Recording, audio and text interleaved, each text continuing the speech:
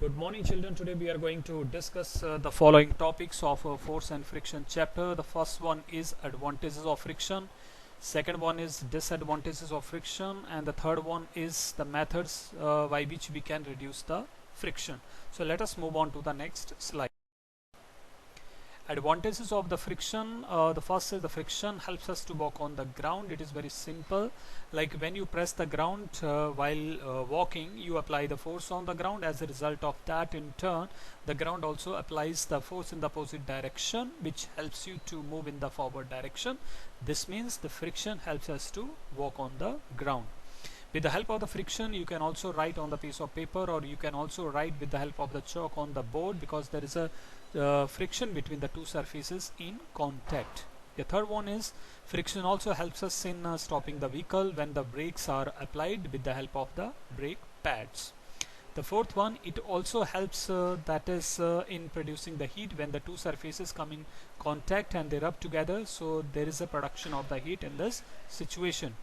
Fifth, asteroids which are detached from their orbits, when they enter into the surface or when they enter into the atmosphere of the earth, they are striking, they are entering against the number of molecules over there, so there is a friction between the entire surface of the asteroid and the molecules, so there is a collision between them. This collision, they collide, and when they collide, due to this collision, the friction, due to the friction they collide, and as a result of that the heat is produced. So as a result of this heat, they start burning in the atmosphere and they do not reach the surface of earth. So in this way it saves our lives on the earth.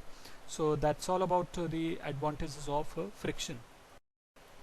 Next is disadvantages of friction. So there are certain disadvantages of the friction, and which is also called that the friction is a necessary evil. So let us discuss some points about its disadvantages. The one is the friction produces the heat, because most of the moving parts of the machinery, they come in contact with each other, they rub against each other, and as a result of this friction the heat is produced, and there is a huge wastage of heat energy. The second one is, due to the friction we have to apply the more force on the two surfaces which are in contact to move them, like it happens in the movement of the machinery parts. It also opposes the motion of the object because of irregularities and because of the relative motion between the two surfaces, and a lot of irregularities are present on their surfaces, so they help, that is, they help us to stop the moving object.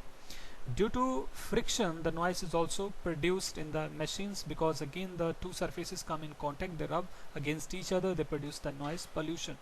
Due to the friction, the engines of the automobiles consume more fuel, and which is not economical at all.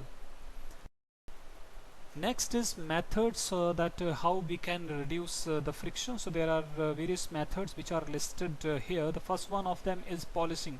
If you polish the surface, the gaps which are there in between the irregularities get filled, and as a result of that it reduces the friction. And the same function is shown by the lubrication. Lubrication provides the extra layer of the lubricants, and that layer fills all the gaps between the irregularities, and we can move all the objects easily on the surfaces if they are lubricated. Another is use of the ball bearings. So ball bearings are the spherical structures which are fitted between the two cylindrical surfaces. The important points about the ball bearing is that, one, the ball bearing, because of their spherical surfaces, they provide less contact area, and hence it reduces the friction. And the second, they also convert the sliding friction into the rolling friction, and the rolling friction is very less as compared to the sliding friction. Example, the tires of the vehicles are made on this concept, and the tires of the trolley which you drag, that are based on the rolling friction.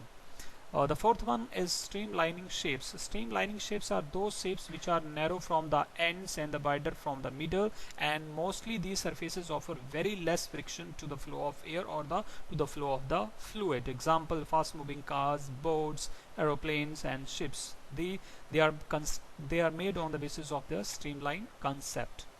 Another is if you use the alloy on the moving parts or the sliding parts, they also helps us to reduce the friction, because these alloys have low coefficient of friction. So that's all about the today's topic. Thank you.